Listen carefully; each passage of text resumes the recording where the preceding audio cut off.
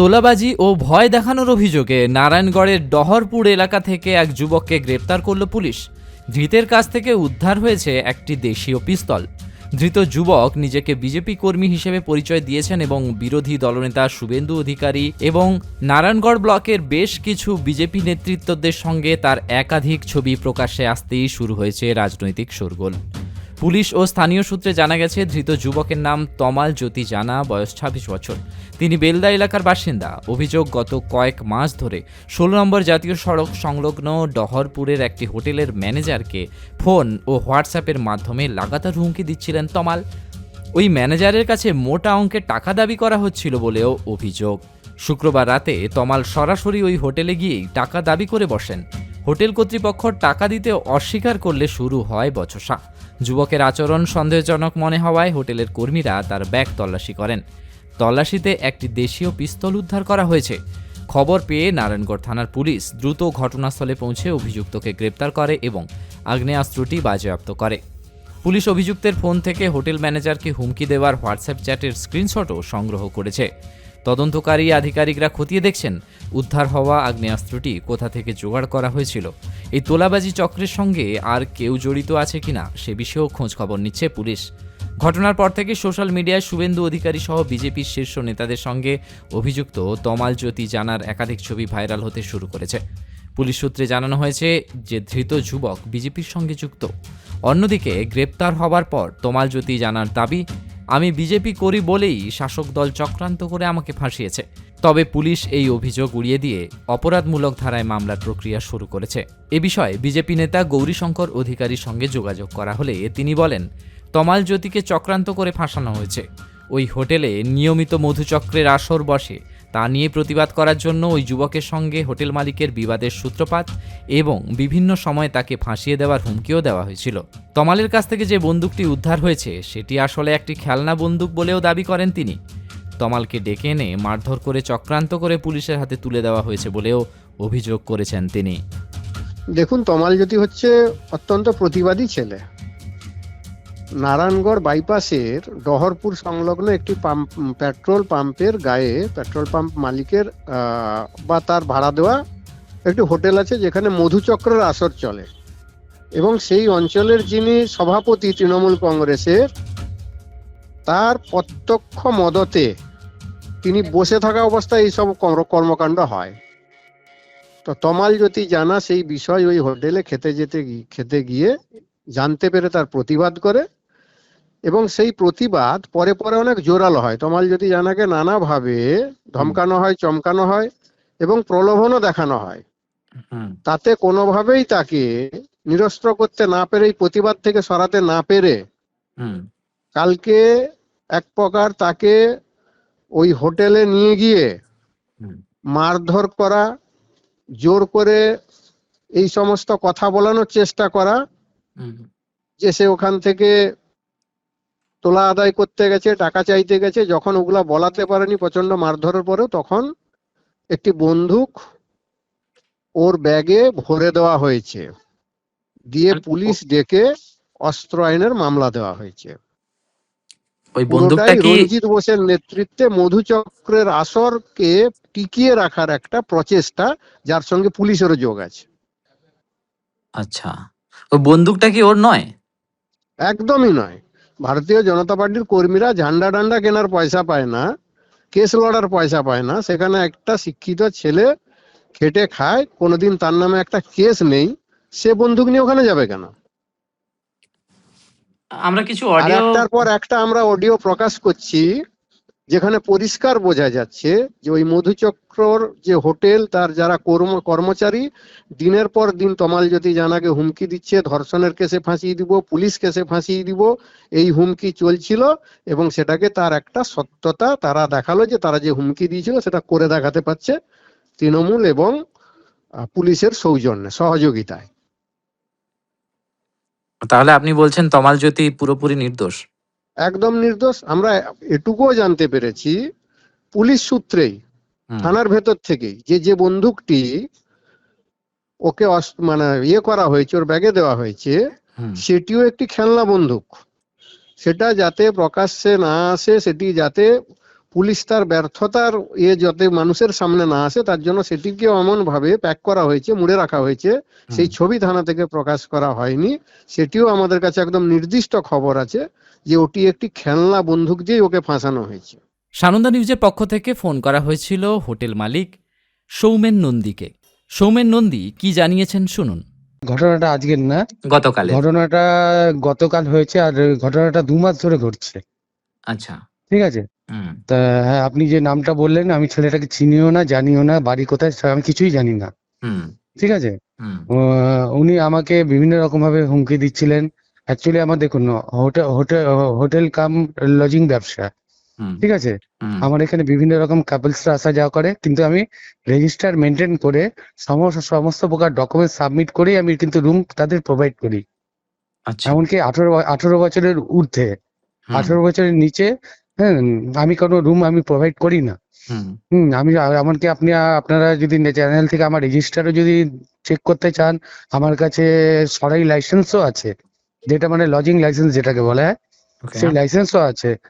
হ্যাঁ, আমি এইবার বিভিন্ন রকমের কাপলস আমার হোটেলে আসা যাওয়া করে, যেরকম রাজা হোটেলে, অন্নপূর্ণাতে আসা যাওয়া করে, ওরকমই আসা যাওয়া করে। তো গতকাল ও এসছিল, এসে আমার সাথে খুব মানে উগ্র ভাষায় কথাবার্তা বলেছে, আমাকে ডোনেশন দিতে হবে, এই করতে হবে, এই করতে হবে। আমি বলছি, কেন ভাই তোমাকে ডোনেশন দিতে হবে?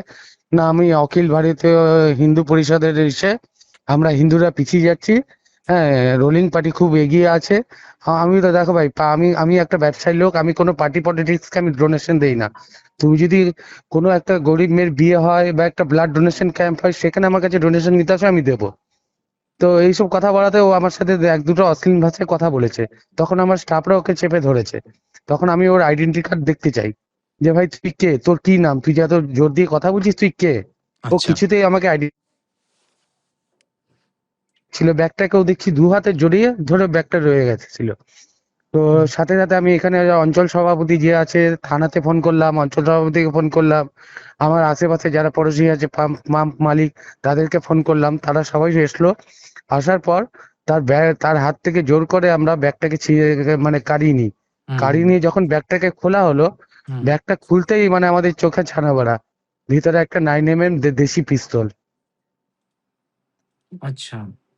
এবার ও কি উদ্দেশ্যে এসেছিল, কি করতে এসেছিল, আমার সাথে ওর কোনো পুরনো শত্রুতাও নেই। এই হয়েছে ব্যাপার। কিন্তু অভিযোগ হচ্ছে যে আপনাকে দীর্ঘদিন ধরে ও হুমকি দিচ্ছিল।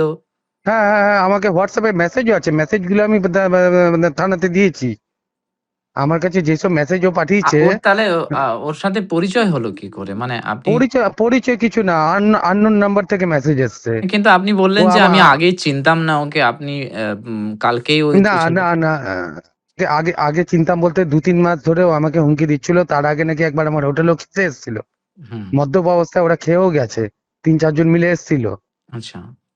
তারপর আমাকে বলে আপনার বিলদা এই প্রোগ্রাম হোটেলে আছে। সিসিটিভি নেই? ওগুলো যে আপনার সাথে হ্যাঁ, যে সব সব ওগুলো সব কি আছে আমার পুলিশ বাজেয়াপ্ত করেছে? ওই কালকের যে ঘটনাটা ঘটেছে ওই সময়, হ্যাঁ ওই সময়কার ফুটেজগুলো কি পুলিশ বাজেয়াপ্ত করেছে?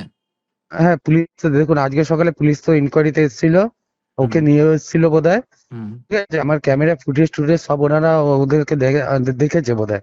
হুম। হুম। ঠিক আছে, আমি ঠিক এটা জানি না, কেন সেই সময় আমি ছিলাম না, আমার ম্যানেজার ছিল। হুম। তো এই হয়েছে ঘটনা। এই এই এই আর এখন জানতে পারলাম ছেলেটার নামে নাকি এর আগে 3-4টে কেসও আছে। আচ্ছা। যখন আজকে থানাতে গেলাম দেখা করতে, থানাতে বললো ওর ছেলেটা 3-4টে কেসও আছে, বেলদা থানায় কেস আছে, কলকাতাতে যে একবার ভাঙচুর হয়েছে সেখানেও নাকি কলকাতাতে ওর একটা কেস আছে। হ্যাঁ হ্যাঁ, বলুন এবার। হ্যাঁ, বলছি আপনি লিখিত অভিযোগ করেছেন তো থানায়? না, আমি কোনো লিখিত অভিযোগ করিনি। থানা থেকে ওরা এসছে, ওরাই ভিডিওগ্রাফি করে ওর ব্যাগ সার্চ করে, এমনকি ওর জবানবন্দিও নিয়েছে। ও স্বীকার করেছে এটা আমার ব্যাগ। হ্যাঁ, পিস্তলটা সবাইকে প্রথমে বলেছে এটা খেলনা পিস্তল। এবার সেটা তো আমরা জানি না, না, কারণ আমরা পিস্তল কিন্তু কোনোদিন দেখিও নি। গতকাল থেকে আপনাকে হুমকি দেওয়া, আপনাকে শাসানো, আপনার হোটেলে গিয়ে ঝামেলা করার পরে আপনি এতক্ষণ পর্যন্ত লিখিত হ্যাঁ অভিযোগ হ্যাঁ, বলুন। করেননি? এবার হ্যাঁ, শুনতে আমি পাচ্ছি। বলছি আপনাকে আ এতদিন ধরে অভিযোগ বিভিন্ন ধরনের হুমকি দেওয়া, ভোটে মেসেজ করা, করা। কালকে এত বড় একটা ঘটনা ঘটে গেল আপনাদের আপনাদের ওখানেই। তারপরেও আপনি এতক্ষণ পর্যন্ত পুলিশে লিখিত অভিযোগ জানাননি?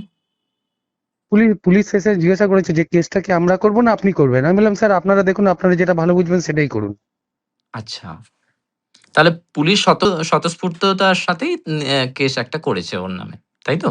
হ্যাঁ, কেস করেছে, ওর ব্যাগ সার্চ করেছে, ওর পুরনো রেকর্ডও ওটা বের করেছে। ব্যাক সার্চ করেছে যেটা হচ্ছে বিজেপি নেতারা অভিযোগ করছে। মানে যেহেতু আমরা ক সূত্র মারফত খবর পাচ্ছি যে ও বিজেপির সঙ্গে জড়িত।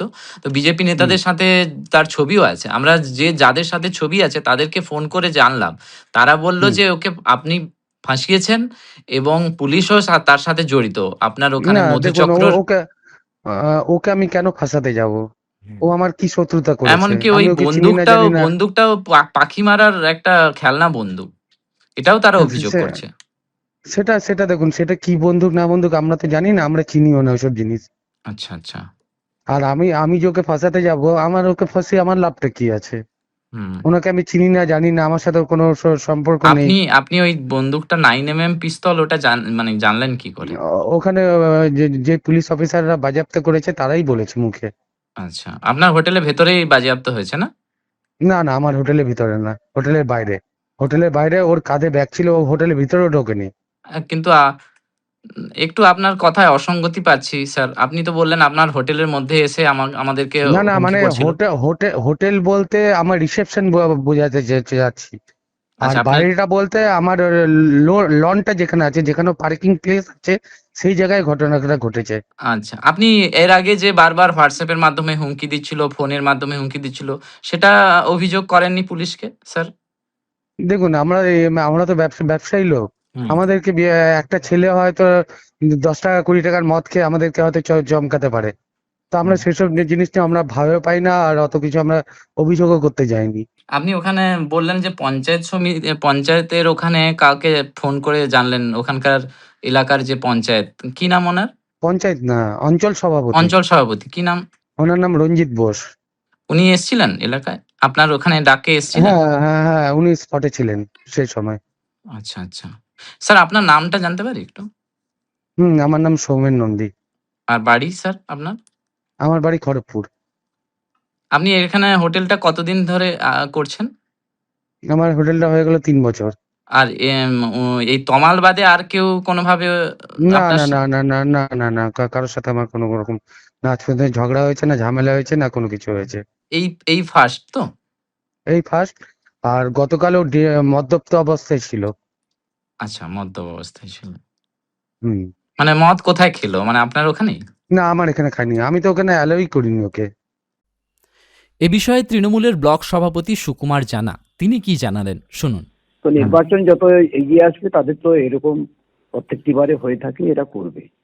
হুম, তো সুতরাং একটা হোটেলকে বারে বারে, এটা তথ্য অনুযায়ী পাওয়া যাচ্ছে, হোটেলকে বারে বারে উত্তপ্ত করেছে টাকা পয়সার জন্য। হুম, তো একজন হোটেল মালিক, সে তার বেকারত্ব ঘুচাবার জন্য কি পরিবারকে প্রতিপালন করার জন্য একটা হোটেল করেছে। তার জন্য যদি বারে বারে তাকে হুমকি দিয়ে, তাকে ভয় দেখিয়ে তোলাবাজি করে, তাহলে সেখানে কি বলার আছে? ওরা তো তোলাবাজি করেই এভাবে দলটাকে চালায়, একে তাকে দোষ দেয়, এ করেছে সে করেছে। এরা যে কত বড় তোলাবাজ, এই সমস্ত নিদর্শন থেকে পাওয়া যায় যে এরা কত বড় তোলাবাজ। তো সুতরাং যেহেতু একটা আইনি ব্যবস্থা বিশেষ করে পশ্চিমবাংলা রয়েছে, আইনি মতো পুলিশ পদক্ষেপ নিয়েছে, তার যথাযথ ব্যবস্থা নিয়েছে। দোষ করলে যেই হোক, আজকে আমাদের নেত্রী মমতা বন্দ্যোপাধ্যায় নিজের দলের কাউকে তিনি যদি দোষ করে থাকে, সেক্ষেত্রেও তিনি রেয়াত করেন না। সুতরাং বিজেপি আজকে বিজেপি দাবি করছে ওকে ফাঁসানো হয়েছে এবং ওর কাছে যে বন্দুকটা ছিল মানে যে বন্দুকটা নাকি পুলিশই ওখানে বা ওই হোটেলের কেউ ব্যাগের মধ্যে ঢুকিয়ে দিয়েছে ওটা একটা খেলনা বন্দুক পাখি শিকারের খেলনা বন্দুক। ওটা যদি বলে থাকে, তাহলে পুলিশ তো ব্যাগ থেকে নানান জিনিসপত্র বের করছে, মানুষ দেখছে, আপামর জনসাধারণ লক্ষ লক্ষ মানুষ দেখছে, ভাইরাল তো হয়ে গেছে, সারা বাংলা না বাংলার বাইরে হয়ে গেছে। হুম, সেখানে এই সমস্ত বলে তো কিছু নেই। কারণ মানুষ দেখতে পাচ্ছে যে পুলিশ ধরেছে, পুলিশ ব্যাগ থেকে নানান জিনিসপত্র বের করছে, সবাই তো দেখতে পাচ্ছে।